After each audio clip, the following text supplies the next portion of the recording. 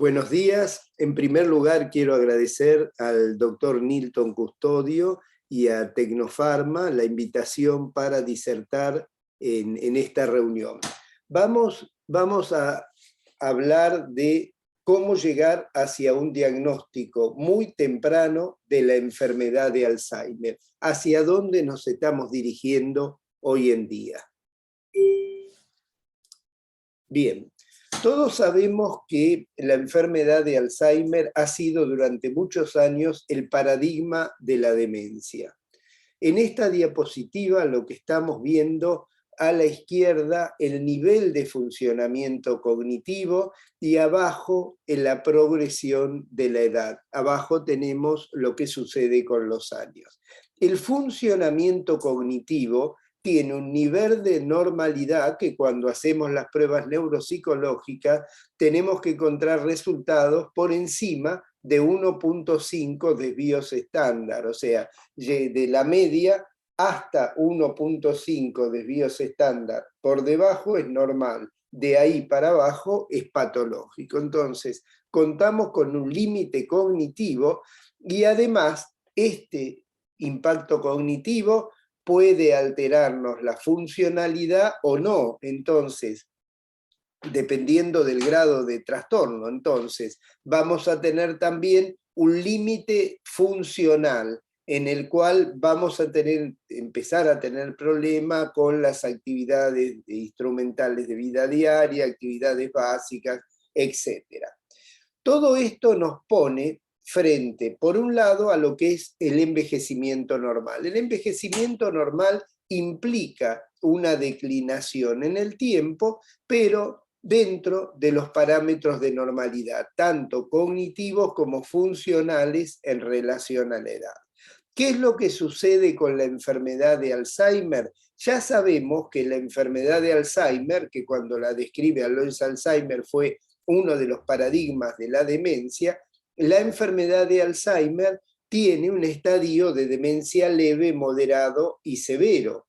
Pero también sabemos que esta enfermedad neuropatológicamente empieza muchos años antes.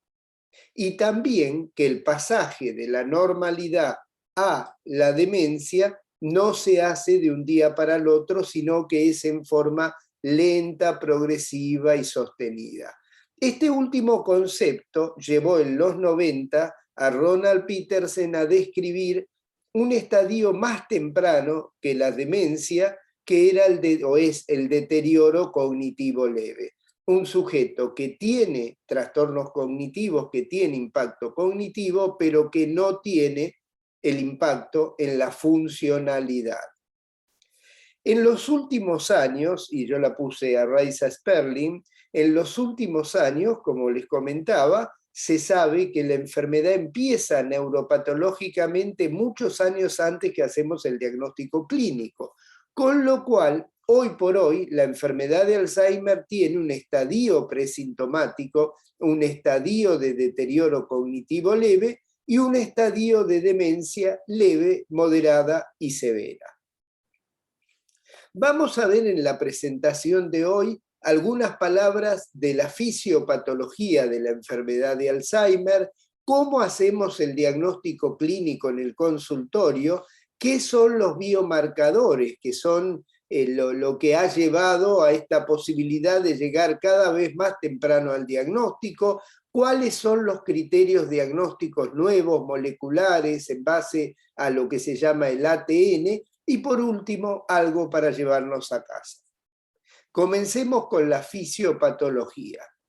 La enfermedad de Alzheimer tiene dentro de su evolución fisiopatológica la producción de lo que llamamos las placas amiloideas, secundarias a una proteína que es normal, una proteína que es normal en todos nosotros, que es la proteína precursora del amiloide, que tiene un clivaje que lleva a que una proteína que es soluble habitualmente empieza a depositarse. Y es el balance que estamos viendo en la diapositiva entre la agregación y el clearance de esta proteína, lo que lleva a la aparición de las placas amiloideas, que son uno de los puntos claves de la neuropatología de la enfermedad de Alzheimer. Estas placas amiloideas son extracelulares.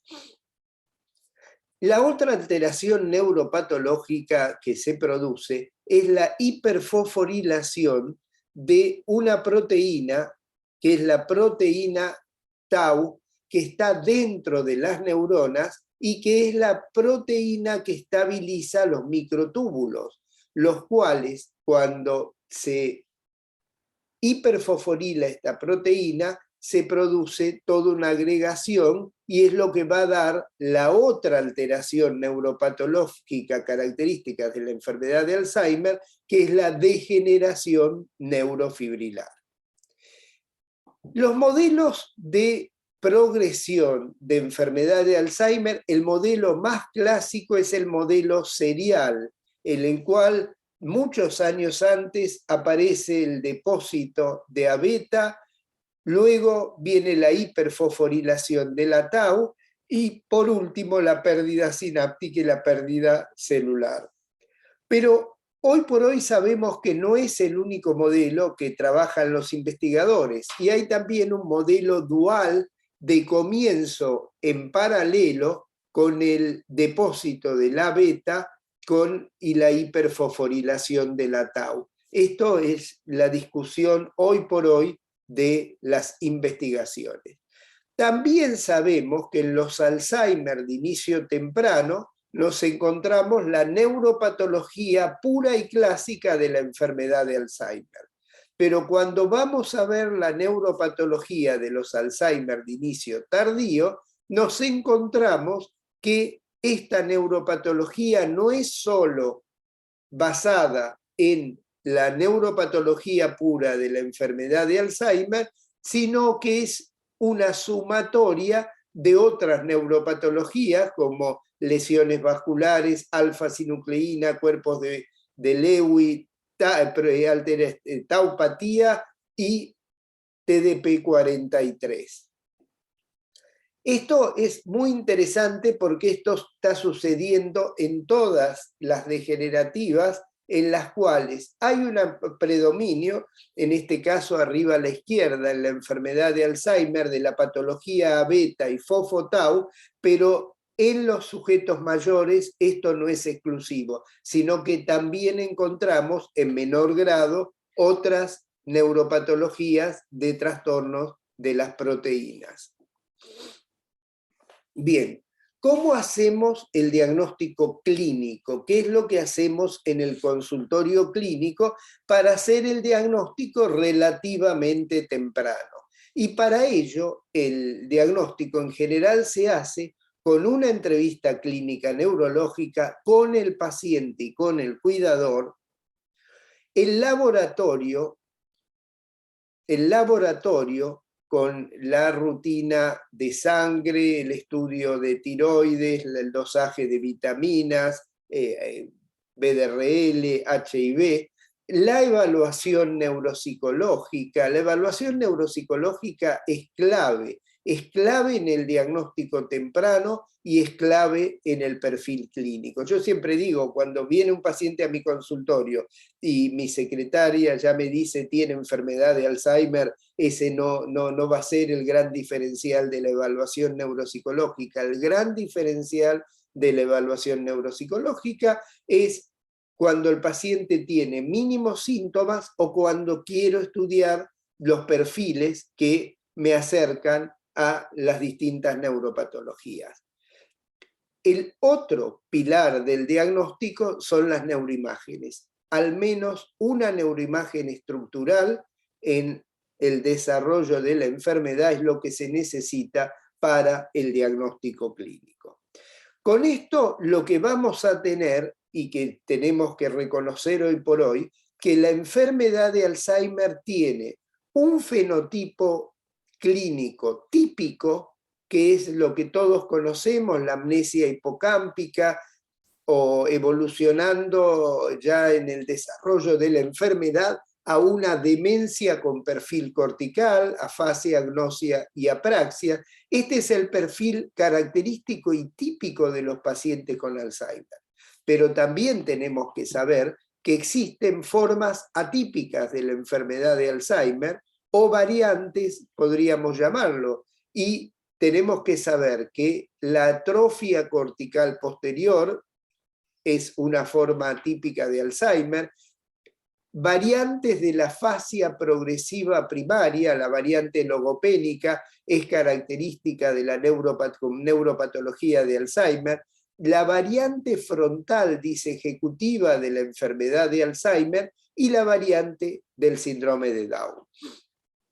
También vamos a ver que las formas clínicas de Alzheimer en el 97% corresponden a formas esporádicas y el 2 al 3% corresponde a las formas familiares, autosómicas dominantes, debidas a la presenilina 1 en el cromosoma 14, presenilina 2 en el cromosoma 1 y APP en el cromosoma 21.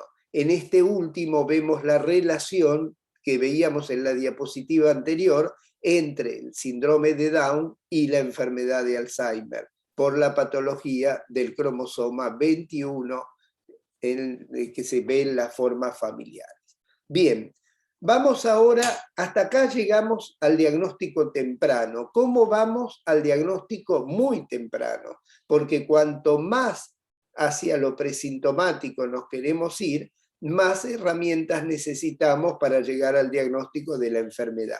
Y ahí aparece lo que se fue dando en los últimos 15 años, que es los biomarcadores de enfermedad de Alzheimer, que hoy hay biomarcadores para alfa-sinucleína, biomarcadores para tau, biomarcadores para distintas proteinopatías. Pero nos vamos a dedicar a los biomarcadores de enfermedad de Alzheimer. La primera pregunta que nos hacemos es ¿qué son los biomarcadores? Los biomarcadores son una medida de patología cerebral que puede ser obtenida por algún método en la vida del sujeto. Y yo puse acá dos fotos que corresponden a las dos líneas de biomarcadores que hoy se usan en la enfermedad de Alzheimer. Por un lado, biomarcadores en biología molecular, tanto en líquido cefalorraquídeo como en suero, y por otro lado, los biomarcadores de neuroimágenes, resonancia, PET, y las distintas variantes del PET. ¿Qué biomarcadores, o sea, cuáles son los biomarcadores de la enfermedad de Alzheimer? ¿Qué marcan los biomarcadores? Van a marcar amiloide, van a marcar la degeneración neurofibrilar, el trastorno de la tau, y van a marcar la neurodegeneración. Así vamos a tener los marcadores que marcan la amiloidosis, van a ser en el líquido cefalorraquídeo el A-beta 42 bajo o la relación 42-40 baja. El PET cerebral con marcación amiloidea o lo que hoy, como vamos a ver, se está desarrollando es el estudio en plasma de A-beta 42 o la relación A-beta 42 a beta 40. Marcadores de tau. Marcadores de tau en líquido cefalorraquídeo va a ser la búsqueda de la tau fosforilada, que se va a encontrar alta en la enfermedad de Alzheimer. También podemos ir a estudiar tau con el PET cerebral con marcación de tau. O hoy por hoy se está trabajando para marcadores en plasma de fosfotau 181 o fosfotau 217 que se encuentran altas en plasma. Lo que estamos poniendo en plasma está en la diapositiva en negro porque es hacia dónde va, no es lo que estamos usando hoy como gold standard. En tercer lugar vamos a tener la neurodegeneración, y la neurodegeneración la vamos a estudiar con la tau total, que va a estar alta en líquido cefalorraquídeo, con los estudios volumétricos de los hipocampos en la resonancia cerebral, con el PET que estudia el metabolismo con FDG, fluorodesoxiglucosa, y con, hoy por hoy ya en plasma, los marcadores de los neurofilamentos de cadena liviana, que están altos y que marcan neurodegeneración. Vamos a avanzar un poco más. ¿Qué es lo que pasa con los biomarcadores de Alzheimer en líquido cefalorraquídeo? Y a la derecha abajo ya tenemos cómo separan las poblaciones que terminan haciendo un Alzheimer de los que no terminan haciendo un Alzheimer cuando nos encontramos estas características en líquido cefalorraquídeo. Así, en celeste vamos a ver los líquidos cefalorraquídeos normales y la curva de Kaplan-Meier de pasaje a demencia de tipo Alzheimer, y en rojo vamos a tener cuando el líquido cefalorraquídeo tiene un A-beta 42 bajo, como vemos en la parte superior derecha de la diapositiva, la diferencia entre Alzheimer y controles, una tau total alta, como vemos a la derecha entre controles y Alzheimer, y una tau fosforilada alta y neurofilamentos de cadena liviana alta. Vamos a avanzar con otros biomarcadores, y los otros biomarcadores, como yo les decía, biomarcadores de neurodegeneración, vamos a tener la volumetría. En este caso estamos viendo un control normal a la izquierda, un paciente con deterioro cognitivo leve en el cual ya vemos atrofia generalizada y la atrofia de los hipocampos, y un paciente con demencia de tipo Alzheimer, como la atrofia, la neurodegeneración ha progresado y ha progresado sensiblemente y una marca pueden ser los hipocampos. A la izquierda van a tener lo que usamos nosotros, la escala visual que usamos en consultorio para seguir la atrofia hipocámpica, que es el MTA.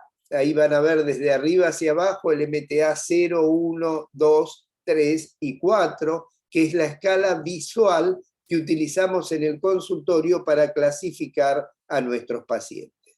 ¿Qué otro biomarcador en neuroimágenes tenemos? El biomarcador con el PET cerebral con el fluorodesoxiglucosa. Es el estudio metabólico del cerebro, que va a estar midiendo también neurodegeneración. Y en la diapositiva lo que vemos es un control normal a la izquierda, con un metabolismo normal distribuido en toda la corteza, un paciente con Alzheimer con el hipometabolismo en la parte posterior de la corteza, y un paciente con variante conductual de demencia frontotemporal con el hipometabolismo en la región, el hipometabolismo en la parte anterior frontotemporal.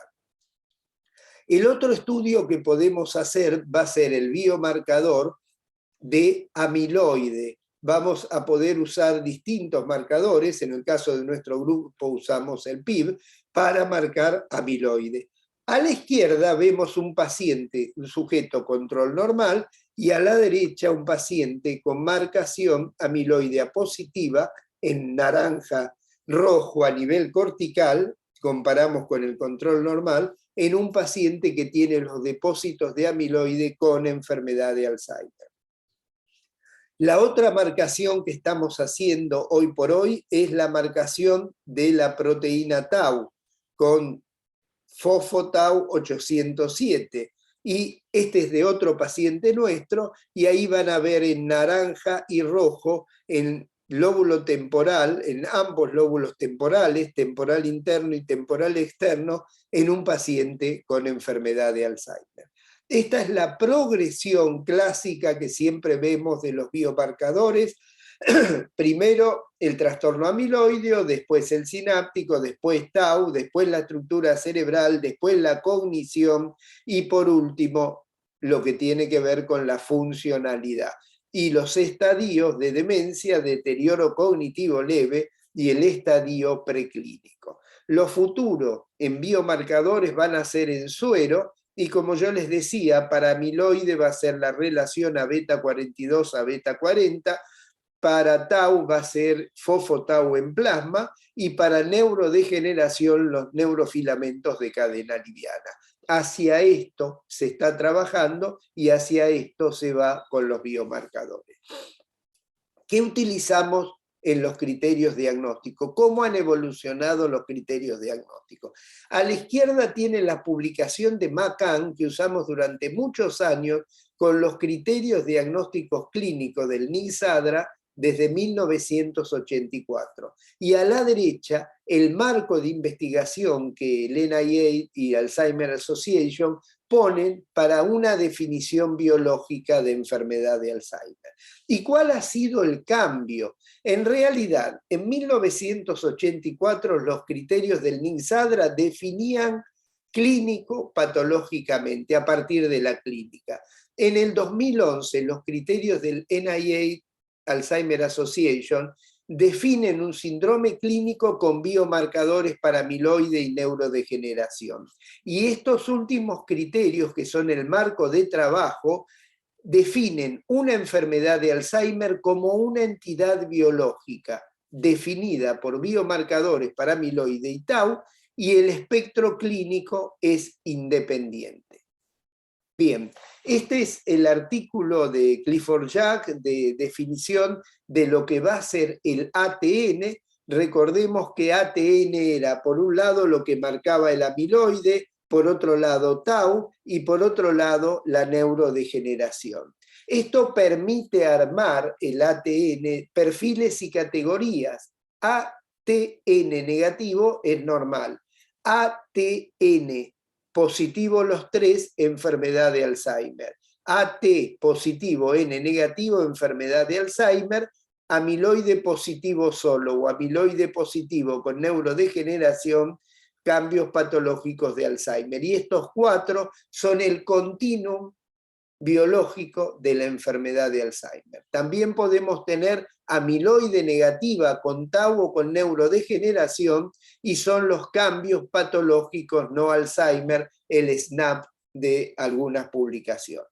Bien, nosotros publicamos en el 2019 y en el 2020 el seguimiento de nuestros pacientes con los biomarcadores, con ATN, y de alguna manera lo que estamos viendo en primer lugar en esta diapositiva, en rosado, todo lo que tiene que ver con la línea de la amiloidosis, con la línea del Alzheimer, desde los normales, con un prácticamente 35% de neuropatología de Alzheimer, deterioros cognitivos leves que llegan al 40%, los más tardíos a más del 60%, y las demencias clínicamente de tipo Alzheimer, prácticamente más del 90% tienen esta neuropatología.